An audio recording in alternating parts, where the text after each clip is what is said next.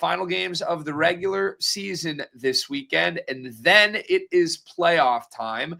We briefly discussed NBA futures way back when this was largely an NFL show, and you threw out the Celtics, which turned out to be a pretty amazing bet back then, Dave. But we haven't discussed this since, and now we have a lot more data to work with. So let's take a look at where the Dimers model sees things going for the NBA playoffs. Yeah, there's not like a ton that I think is something you got to jump on, kind of that stands out as vastly incorrect. There is one thing that kind of piques my curiosity, which we'll get to, and I'll ask you about. And I like situationally, it's good that which team it is, because you'll have some, I think, additional insight for us here. But you could basically break these down into what I think are 4 tiers of contenders, and then obviously the teams that, the no chances really.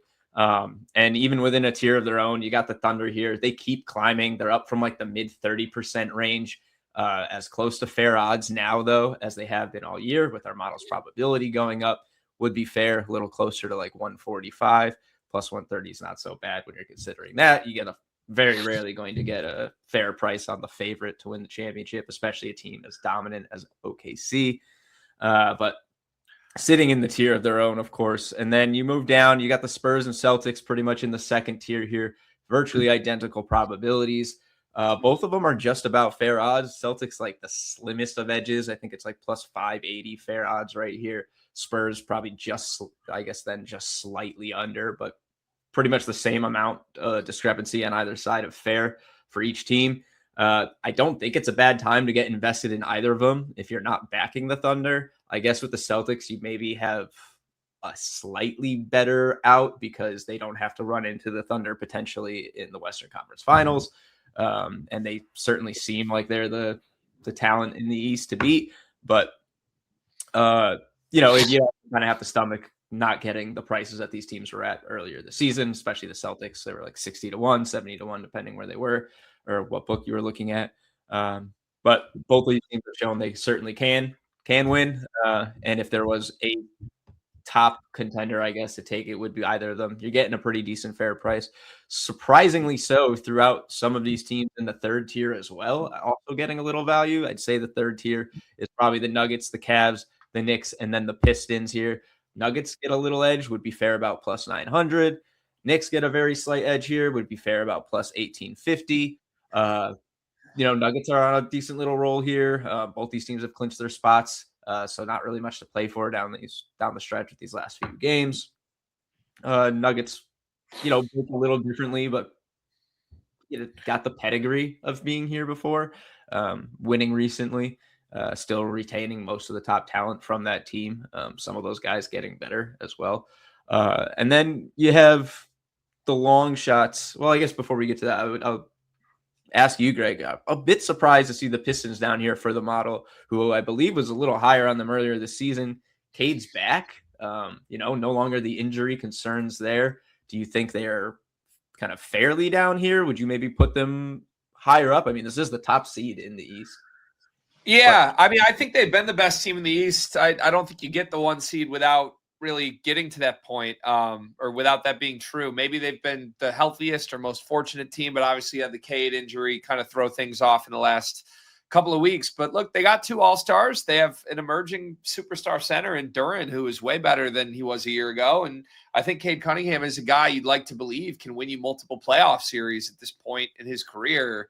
It hasn't happened yet, right? Like they're very much still sort of the new team on the block, and the Oklahoma City Thunder are still very much in their emerging tier territory as well in their life cycle, right? They're not a veteran group. So it's hard to talk yourself into anybody outside of Oklahoma City that has a real chance of beating them in 7 games. So even if I think they're a little bit undervalued here, I can't say that I would fire on the Pistons 25-1, but I do wonder if that's just the Cade injury possibly impacting the way the model has viewed this team, because you're right, they were viewed more favorably a couple weeks ago. Yeah. And it's interesting too, though. I mean, they are the top seed, so they're going to get one of the play-in teams. Odds probably not too affected by what happens in that series, I would imagine. They're going to be playing one of these teams down here that has a 0 or virtually no % chance to win. And then while we're down here, I mean, these odds for the Lakers, like I guess Luka is done, right? They've been coy about it, and they're not saying exactly how long he's going to be out for. Obviously, ruled him out for the rest of the regular season, which wasn't much longer. But he's like in Europe getting treatment. The books are pricing him anywhere between 600 to 1 and 1,000 to 1. He must be done, right? I mean, there's just no possible way that they would be out here if Luka would be on track to return by the second round or something, right? Yeah, that has to be the case.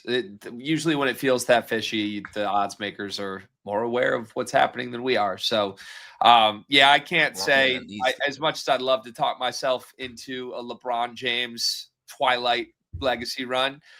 Don't think I'll be investing in that. I want to ask you about this team. I think you nailed it, sort of surveying the tiers here. Outside of Oklahoma City, or even including Oklahoma City, it feels like everything at the top of the board here is fairly priced. And if you want to talk yourself into a case, go ahead and fire at it. If you don't either way. But there's no major terrible values. There's no major great values. For me, surprising.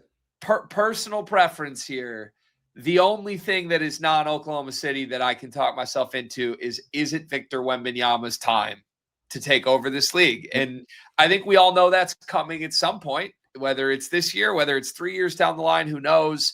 Oklahoma City could certainly go head to head and beat him in 7 games, but he's had success against Oklahoma City as well. When you think back to this series that has become a real rivalry here, do I wish that they flip-flopped with the Celtics? Maybe you got them 6-1.